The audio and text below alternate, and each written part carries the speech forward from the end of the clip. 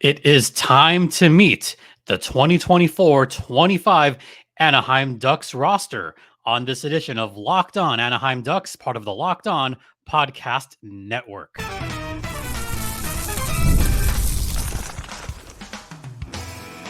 You're Locked On Ducks, your daily podcast on the Anaheim Ducks, part of the Locked On Podcast Network. Your team every day. Oh, yeah. Welcome to Locked On Anaheim Ducks, part of the Locked On Podcast Network. I'm your host, Jason Hernandez. I've been covering hockey for over a decade. And today's episode, or this episode rather, is brought to you by FanDuel. Place your first $5 bet and you'll get started with $200 in bonus bets guaranteed. Visit FanDuel.com to get started now. It is that time to meet the Ducks. This is an annual post or an annual episode I do every season when the rosters come out, even though we're still 4 days out from the Ducks actually playing some meaningful hockey. This after the NHL season has officially begun. I mean, the Kraken played their first game. Florida put up their first banner. Utah Hockey Club playing their first game. But, the Ducks got to wait. They are literally the 32nd team to play their first game in the NHL this season. What's that about? Whatever. Let's get into it right now because it's time to meet the 24-25 Ducks. And the way I typically do this is I go in order of forwards, defense, goaltending, and then I will break down the rosters and then break down lines and pairings. So that's what's going on this podcast. All right. So here we go. Here are the men that made the roster this season. I should point out there are a couple of extra spots. There's actually 3 extra spots, which I will talk about right now. Starting with the forwards. First forward, and I'm going to go in numerical order, by the way. Numerical order. Number 11, Trevor Zegras. So Zegras is the first forward. Then you have number 13, Robbie Fabry, who the Ducks just acquired from the Red Wings this past offseason. Number 16, Ryan Strome. Number 17, Alex Killorn. Number 19, Troy Vetchkin, Troy Terry. This is a good one. Number 20, Brett Leeson. Leeson made the roster. Congratulations. Number 21, Isaac Lundestrom, the steady center, depth center for the Ducks. Number 23, Mason McTavish. Mac is back. Number 26, Brock McGinn, who the Ducks acquired from the Pittsburgh Penguins last year. Then you have Ross Johnston. All right, that's a bit of a surprise. He was a waiver claim last season. Ross Johnston just does enough to stick around and will join the Anaheim Ducks roster this season, likely as the extra guy. Cutter Gauthier, number 61. I have high hopes for Cutter Gauthier, not going to lie. Gauthier, of course, was acquired by the Ducks from the Philadelphia Flyers January of this year in a much talked about trade. And finally, number 77, Frank Vatrano. Frankie is back, coming off of a great season last year. Frank Vatrano did lead the team in goals and points last season. He hopes to continue that this season. And finally, number 91, Leo Carlson, who I'm excited about. Leo, I think, had some great upside for parts of the season. So once again, those are your forwards. On defense, the Ducks do have extra defensemen. So in numerical order, number 2, Jackson Lacombe.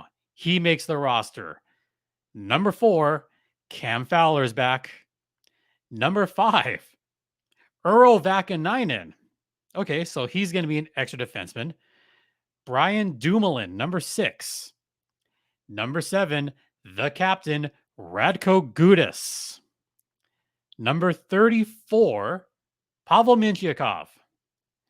Number 51, Olin Zellweger. And rounding out the defenseman, number 67, Tristan Luneau makes the team. Congratulations to those 8 defensemen. Yes, the Ducks are not carrying one extra D. They're carrying two extra D. I'll talk about that more in the next segment. And finally, the goaltenders. So John Gibson is on the roster, number 34. He is out for at least the next couple of weeks still with that emergency appendectomy. So while John Gibson is out, the Ducks do have two goaltenders. Starting goaltender on opening night will be number one, Lukasz Dostal. The bakery hopefully is closed. Dostal coming off of a great world championship just this past spring into summer in his home country of Czechia. He hopes to continue that success. And backing up Lukasz Dostal is going to be officially on the roster, number 47, James Reimer. Reimer was a waiver claim from the Buffalo Sabres, and the Ducks needed a backup goaltender because as of right now, the Ducks have no one else, and they don't trust, apparently, Calle Clang enough to, I guess, I'm going to be careful here. Clang is fine. He's a fine goalie, but he's a fine goalie in the American Hockey League. Maybe not ready for the NHL quite yet.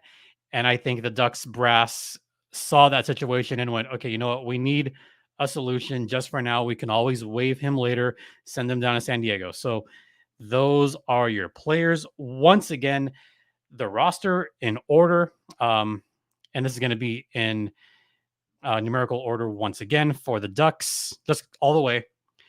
Goalie, Lukasz Dostal, Jackson Lacombe, Cam Fowler, Earl Vakanainen, Brian Dumoulin, Radko Gudas, Trevor Zegras, Robbie Fabry, Ryan Strome, Alex Killorn, Troy Terry, Brett Leeson, Isaac Lundestrom, Mason McTavish, Brock McGinn, Pavel Mintyukov, John Gibson, who's on the injured list, Ross Johnston, James Reimer, Olin Zellweger, Cutter Gauthier, Tristan Luneau, Frank Vetrano, and Leo Carlson. All right, we're going to head into the first intermission right now. I'm going to break down the roster even more, talk about one player in particular that is missing from that roster, and I'll get to all of that on the other side. How's it going, Ducks fans? And now a brief word from FanDuel, which is America's #1 sportsbook, and it is that time. The NHL season has just begun, and you can start the season with a big return on FanDuel. When you get a hunch in the middle of a game, you can check out the latest stats, view live play-by-play, and so much more on the same page where you place your bets. And you can get started with $200 in bonus bets. Wow, $200 in bonus bets guaranteed when you place your first $5 bet.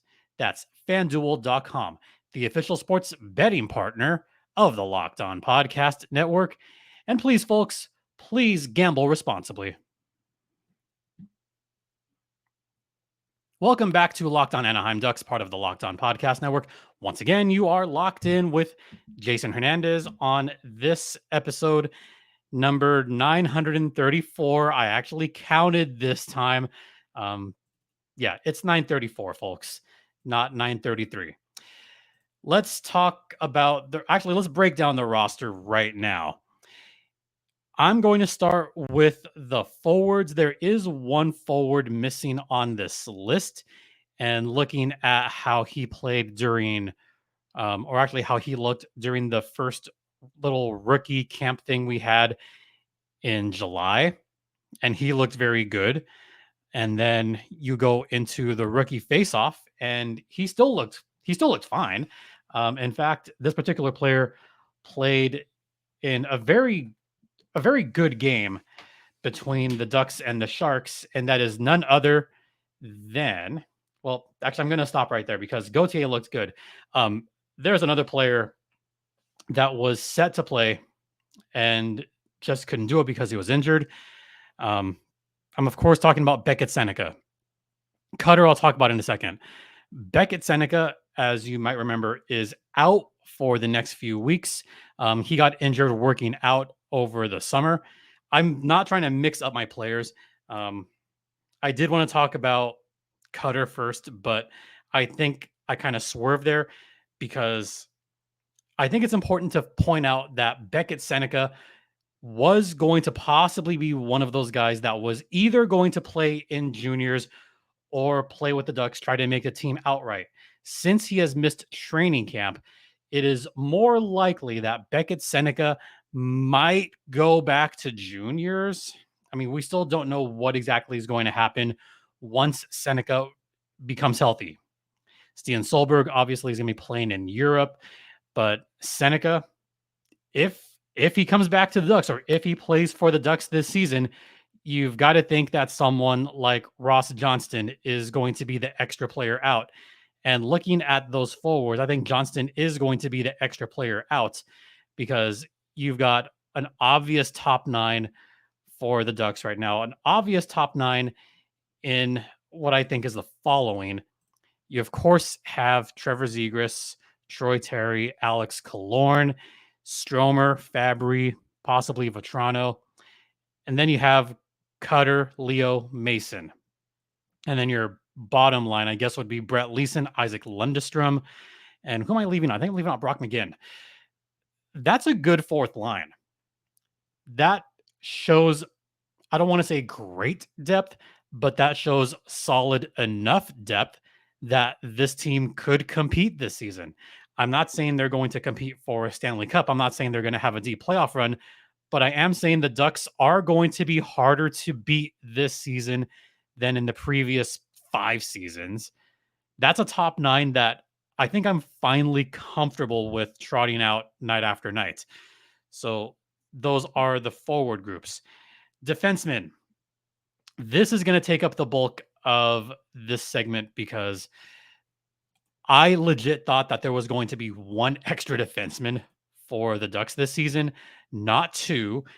I was kind of expecting one of those defensemen to just go ahead and drop down to the American Hockey League. One of either Tristan Luneau, probably not Olin Zellweger, but I was thinking that Vax might stick around, might get waived. Luneau, I thought was going to go down because he is waivers exempt. And because of the waivers exemption, I thought that one of those other guys might go down to San Diego, but that is not the case. So, how do the Ducks handle this? Your 8 defensemen are Cam Fowler, who is probably going to be second line defenseman, Radko Gudas, your captain, who's probably going to be a first pairing, Brian Dumoulin, who's had some good solid seasons with the Kraken. Dumoulin, I would expect to possibly be a third pairing, and then you could mix and match. But you've got 4 defensemen there, 4 defensemen, all capable of going on the other side. So who could you put on the other side of Radko Gudas? You could put Jackson Lacombe. You could put Olin Zellweger, Pavel Mintyukov. Any one of those guys would be fine going opposite of Radko Gudas, who'd be opposite of Cam Fowler. Probably. Ooh, that one's tough. You might have to put someone on their offhand. And then that leaves Tristan Luneau with Brian Dumoulin, which I like that. I'm okay with that pairing. Tristan Luneau is still very young, hasn't had a full season yet.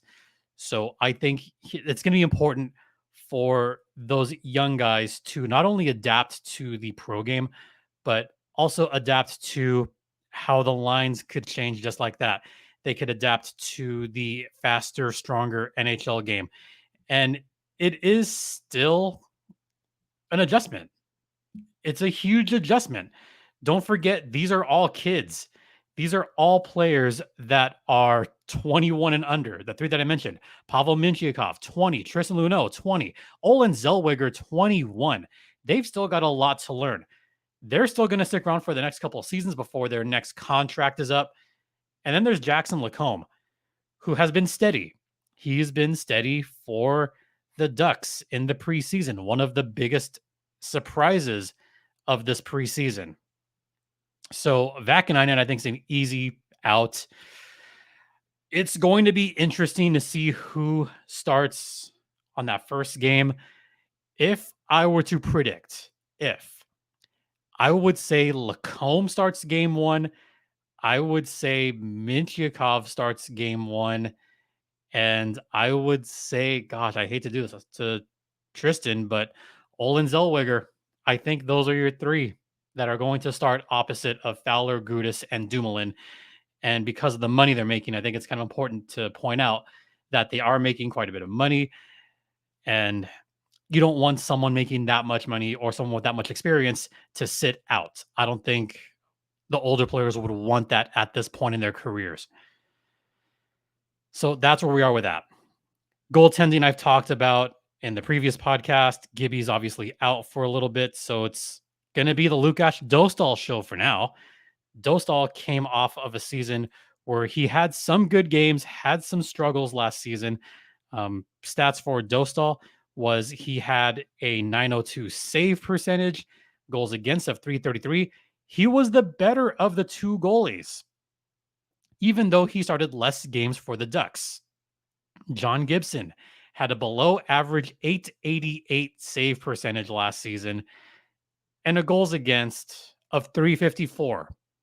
So that's slightly below league average as well. This is the time for Dostal to get going. He's only 23 years old. He's not even in his prime yet. Actually, no, I take it back. He's 24 years old now. He has not quite entered his prime yet.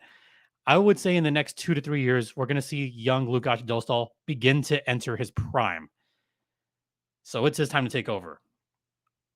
All right, we're going to head into intermission number 2, and I'll have some more thoughts on the final rosters on the other side. And now a brief word from Indeed. And folks, Indeed is great for hiring quality candidates because the best way to search for a candidate isn't really to search at all, but to match with Indeed. If you need to hire, then Indeed is your matching and hiring platform with over 350 million global monthly visitors, according to Indeed data, and a matching engine that helps you find quality candidates fast. So ditch the busy work, use Indeed for scheduling, screening, and messaging so you can connect with candidates faster. And Indeed doesn't just help you hire faster. 93% of employers agree Indeed delivers the highest quality matches compared to other job sites, according to a recent Indeed survey. So join the more than 3.5 million businesses worldwide that use Indeed to hire great talent fast. And listeners of this show will get a $75 sponsored job credit to get your jobs more visibility at Indeed.com/locked on. Just go to Indeed.com/locked on right now and support our show by saying you heard about Indeed on this podcast. Indeed.com/locked on. Terms and conditions apply. Need to hire? You need Indeed. Welcome back to Locked On Anaheim Ducks, part of the Locked On Podcast Network. Once again, you are locked in with Jason Hernandez, and we're going to have some final thoughts on this roster. But first, I just want to let you know that we are going to have a mailbag over the weekend, either Friday or Saturday, depending on how the Firebirds game goes. Yes, I am entering my 3rd season as the public address voice for the Coachella Valley Firebirds. So hopefully I get all the support I can get, honestly, right now. It'd be incredibly great to try to get as much support right now as possible. Okay. Let's talk a little bit more of, just some thoughts on these rosters. Ooh. This is fine. This is fine. Was I hoping that the Ducks would get 1 or 2 more players on free agency? Yes, that's what I was hoping. Did the Ducks make some solid deals recently with their new additions? Also, yes. Brian Dumoulin, I think, was a solid pickup. So I think he's going to help the Ducks out quite a bit. Robbie Fabry, I'm okay with that one. I think Fabry could help the Ducks, especially with their depth. He's always been a pretty decent middle 6 guy. Dumoulin, I thought, was good enough in Seattle to keep on going. And there were times where he paired up well with a couple of young defensemen that played previously with the Coachella Valley Firebirds. So Dumoulin is a cerebral player. It'll be good to see who he pairs up with and how he helps that particular player. So those are some of the newer faces for the Ducks. Obviously, Cutter Gauthier, kind of a new face. He only played one game for the Ducks last season.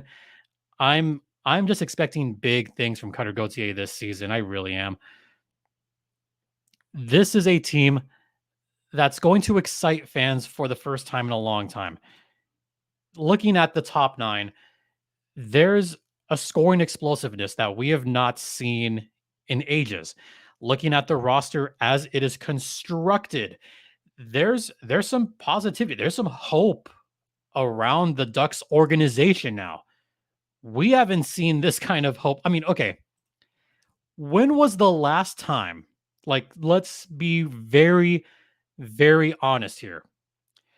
When was the last time that a fan base, I mean, yes, you're excited before every season, but when was the last time that you actually had some semblance of hope for the season? When was the last time that you looked at a roster and said, you know what? This is a great core. This is the future. This is going to be good for the next 4 or 5 years. Not me. I haven't, not in 6 years.